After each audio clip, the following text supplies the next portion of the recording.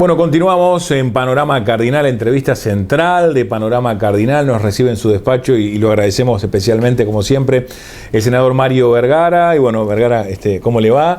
Me gustaría abordar puntualmente en esta entrevista especial para Panorama Cardinal, bueno, el tema económico, ¿no? Hace unos días, se hizo una especie de balance por parte de la ministra de Economía. ¿Qué reflexión le mereció esa instancia? Bien, en primer lugar, un gusto estar nuevamente con ustedes y con todos los amigos y amigas de todo el interior del Uruguay, que siguen atentos todos estos temas, porque la realidad es cruda en todo el territorio, en todos los rincones del país.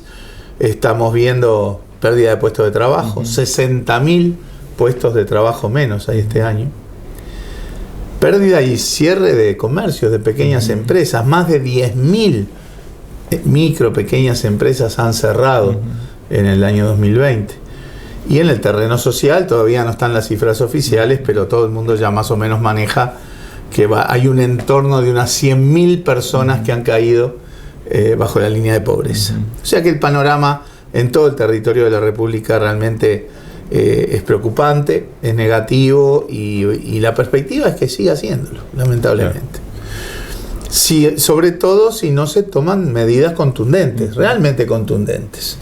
La ministra intentó fundamentar que en el año 2020 el Estado uruguayo había tenido una reacción contundente a los efectos de la pandemia. Y eso no fue así. Basta mirar lo que gastó el Uruguay con lo que han gastado prácticamente todos los países del mundo, y estamos en un tristísimo lugar en el concierto internacional. Se plantea, incluso se hizo como un barullo ahí de números, ¿no? Hablaron de 1.200 millones de dólares cuando en realidad el gasto fue de 700, porque los otros 500 son garantías que el Estado da a préstamos que toman las empresas en el sistema financiero, o sea, ni siquiera son préstamos que hace el Estado.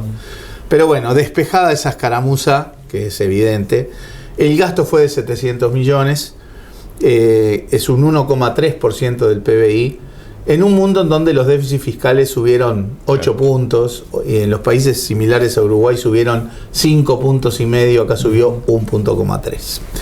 Esto no es un tema de gastar por gastar, ni de que si se gasta más vamos necesariamente a estar mejor. Hay que gastar bien. Ahora, sin duda se debió gastar más. Nadie plantea 8 puntos, nadie plantea 5 puntos. Además, el que plantea más es Cabildo Abierto, que dice 4 puntos, que nos parece tampoco una magnitud razonable. Incluso Cabildo dice: gastemos 4 puntos y si se pierde el grado de inversión no importa. Otros socios de la coalición ahora también están descubriendo un poco la situación social, económica del país, que hay que gastar más. A nosotros a veces nos parece un poco planteamientos para la tribuna, porque todos esos partidos y sectores hace 2 meses votaron una ley de presupuesto que iba exactamente en la dirección contraria. Entonces, sin duda había que haber gastado más en ayuda social, en ayuda a algunos sectores de micro, pequeñas empresas y comercios, y también tener una visión de reactivación de la actividad. ¿Qué es lo que planteó y viene planteando el Frente Amplio desde marzo del año pasado? La necesidad de una ayuda mayor a las familias más vulnerables. Se ha hablado de una renta de emergencia, una renta básica de emergencia, que la propuesta nuestra es que a las 300.000 familias más vulnerables se le asegure un ingreso mínimo de un salario mínimo nacional por familia. O sea, tampoco estamos hablando de tirar manteca al techo. Y además, si ya hay familias que reciben ayudas, bueno, complementar hasta el salario mínimo. Eso en nuestra percepción tendría un costo más o menos de un medio punto del producto. Y también dar más apoyos a las micro y pequeñas empresas, subsidiando más aportes, tratando de evitar que cierre, porque una vez que cierran, es difícil. Porque una cosa es llevarla, ¿no? Tecleando, endeudándose un poquito, con ayudas de aportes patronales, en fin. Otra cosa es cuando uno ya toma la decisión del cierre, de mandar a la gente al seguro de paro y al despido. Después recomponer toda esa situación es mucho más costoso.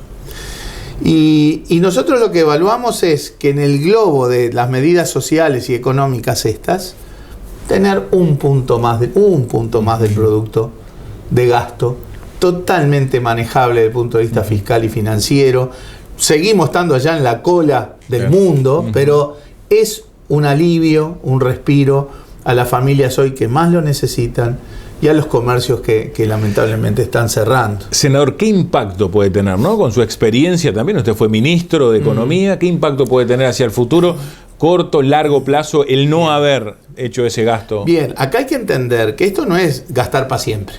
Estamos en el medio de una crisis. Claro. La ciencia económica aprendió que en las crisis hay que volcar recursos para que la situación no se deteriore más, porque después todo es más difícil, todo es más costoso. Lo aprendió desde la crisis del 29 y todas las que siguieron hasta la del 2008-2009. Los volúmenes enormes que volcaron no solo las potencias, hoy el mundo entero está volcando recursos. No hacerlo hace que la situación se deteriore más. Fíjese, el año 2020, ya que al gobierno le gusta tanto decir festejar los números como el déficit fiscal, que es lo que festeja. O sea, el gobierno festeja ahorro en el medio de una pandemia. Realmente tenemos una visión muy distinta. El gobierno preveía una caída del producto en 2020 de 3,5%. Iba a ser del orden del 6%. Claro. Y bueno, pudo ser menos si se hubiera activado, porque ese subsidio a las familias implica que esas familias van y consumen en el comercio del barrio, claro, y de alguna manera sobreviven más comercios, hay más movimiento de mercado interno, genera empleo. Eso es un bloque de las propuestas nuestras, que en términos de costo es más o menos un punto del producto. Y pensando en la reactivación, acá la clave es el empleo. Se perdieron 60.000 puestos de trabajo. Y lo que se hace en las crisis es inversión pública. Dado que la inversión privada no fluye en el marco de esta crisis, o sea, todo el cuento del Maya Oro y el derrame es pura teoría, sobre todo en el medio de las crisis. El Estado cumple un rol fundamental en estos momentos. Entonces, ¿cuál es la propuesta nuestra? Que ya estaba hecha desde marzo. Adelantar inversiones. Claro. No inventar nada. No hay que inventar inversiones para que la gente trabaje. No. Adelantar. El plan del Ministerio de Transporte y Obras Públicas. El plan del Ministerio de Vivienda. Claro. Para los años próximos. Bueno, traer una parte de eso para hacerlo este año. En términos interanuales, ni siquiera eso es más gasto, claro, porque anticipar es gastar ahora y no gastar después. Pero ahora es fundamental. Y nosotros hablamos de traer un punto del producto de inversiones, que son unos 550 millones de dólares. Fíjense, en el presupuesto, obras de infraestructura y de vivienda, en el presupuesto la inversión ronda unos 450 millones. Si traemos de los años próximos 550 millones, estaríamos completando 1.000 millones de dólares de inversiones, ¿sí? Más que duplica, 1.000 millones de dólares de inversiones que ayudan a generar decenas de miles de puestos de trabajo en todo el territorio.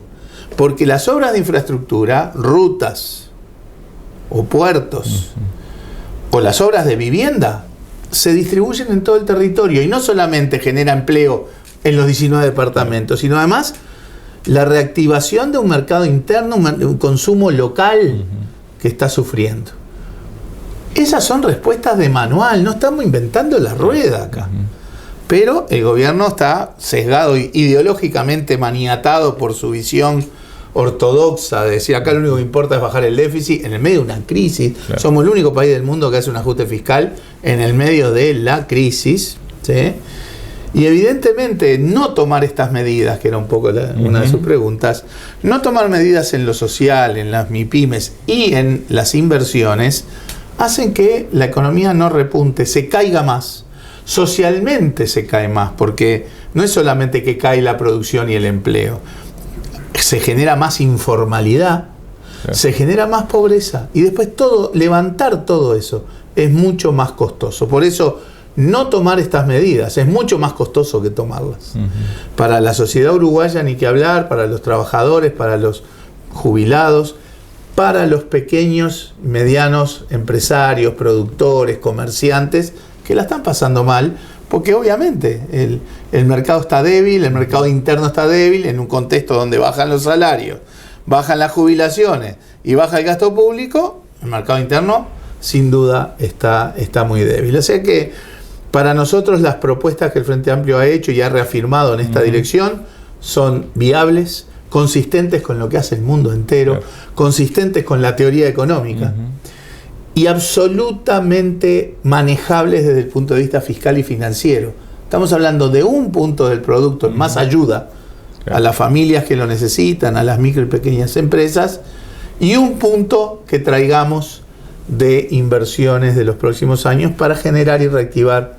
Si esto no se hace, la reactivación va a venir más tarde, va a ser más débil y va a ser más injusta. Ahí está. ¿Le genera expectativa el hecho, bueno, que algunos socios de la coalición, del actual Poder Ejecutivo, también en algún sentido se han manifestado, bueno, solicitando alguna partida extra? En el discurso que escuchamos del presidente hace mención a eso, pero después en las medidas que anuncia no vemos nada. No vemos nada. No hay más ayuda social, es menos de la del año pasado. A las MIPYMES lo mismo. O sea, reitero, Fondo Coronavirus está 160, 170 millones de dólares abajo de lo que fue el 2020, que ya era insuficiente. Y esto de las inversiones, la verdad que lo que planteó el presidente generó mucha confusión. No quedó claro qué inversiones son las que se van a hacer en el 2021. Habló de varias inversiones, pero de procesos y proyectos que no necesariamente se van a implementar y ejecutar en el año 2021. O sea, está bien, les reconoce y les agradece las propuestas, pero nosotros no vemos que esté realmente cambiando la tesitura y llevando algunas de esas propuestas a la práctica, ¿verdad?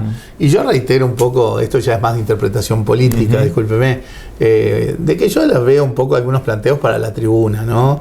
Lo de Cabildo, hablar de 4 puntos del producto y no importa la gran inversión, cuando un mes y medio antes había votado un presupuesto que iba en la dirección contraria, argumentando la importancia de la gran inversión. Eso es para la tribuna. Por lo tanto, la verdad que las expectativas que se podrían haber generado con estos planteamientos de los socios de la coalición, la verdad que rápidamente se van difuminando por lo planteado por el presidente y por cómo se viene discurriendo ese debate también. Desde el gobierno, bueno, se ha convocado, ¿no?, a todos los entes, usted participó muchos años del Poder Ejecutivo, en ahorrar en el funcionamiento, ¿no?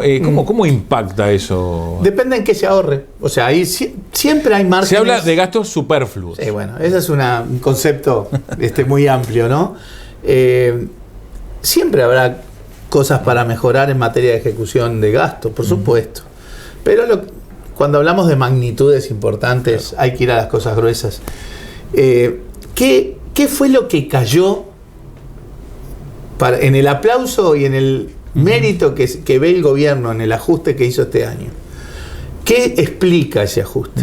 Caída de salarios, caída de jubilaciones y pensiones. Eso en buena medida. Caída de ayuda social y sobre todo caída de inversiones. Las inversiones públicas, que ahora algunos socios reclaman, como usted decía, en 2020 cayeron casi el 8%. Inversiones de gobierno, o sea, de ministerios, e inversiones de empresas públicas. A ver, la perspectiva del ahorro para el futuro es que no invirtamos. Ya esta película ya la vimos.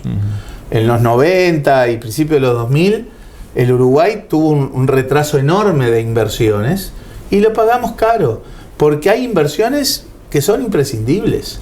Obviamente de infraestructura, de vivienda, pero también de conectividad, de energía eléctrica o energías renovables. Entonces, si el ajuste pasa porque vamos a estar haciendo caer las inversiones de a 8% por año, ese es un mal ajuste.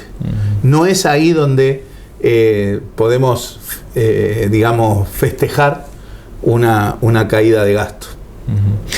¿Cómo entiende que va a seguir el Poder Ejecutivo? ¿Qué rol puede llegar a cumplir el Parlamento, el Senado? ¿Va a haber propuestas? ¿Cómo se va a seguir desde el Frente Amplio? Sí. Tratando de imponer, ¿no? Es así. Y obviamente el debate político es permanente. Nosotros en materia sanitaria, en materia de la pandemia, a pesar de que cuando fuimos en marzo le entregamos un documento al presidente, tendimos la mano, dijimos, hagamos acuerdos. Nunca más nos llamaron como Frente Amplio. Sin embargo, hubo como 18 proyectos de ley vinculados a la pandemia que el Frente Amplio votó 16 prácticamente de un día para el otro. O sea, nosotros contribuimos a hacer rápidamente un montón de medidas a nivel parlamentario, porque para nosotros lo sanitario y el ataque sanitario de la pandemia era un desafío de todos y una responsabilidad de todos. Nuestra distancia está, vuelvo a decir, en el manejo económico y social, donde nos distancian ideológicamente y conceptualmente. Y nosotros vamos a seguir dando esa pelea. El problema es que la mayor parte de estas medidas no dependen esencialmente de leyes que se voten en el Parlamento. Exacto. O en todo caso en el ámbito presupuestal, en donde el gobierno y la coalición ha mostrado una dureza que no se corresponde con los tiempos de crisis. Por lo tanto, seguiremos dando la batalla pública, política, el debate de por qué hay que aumentar la ayuda social de manera significativa, de por qué hay que ayudar a las pymes, a las MIPYMES, a las micro, las pequeñas empresas de manera más significativa, de por qué hay que invertir más. Si esas cosas, lo que tenga que venir al Parlamento y vaya en esa dirección, no tenga la más mínima duda que va a contar con el apoyo del Frente Amplio. Déjame poner un ejemplo. El presidente el otro día anunció un aumento en el presupuesto del MIDES, un refuerzo será, no sé cómo lo van a implementar, para financiar ollas populares. Nosotros lo planteamos en la discusión presupuestal, que por 2 años, 2021 y 2022, era un refuerzo para financiar ollas populares. Bueno, en la discusión presupuestal, el gobierno votó en contra de eso.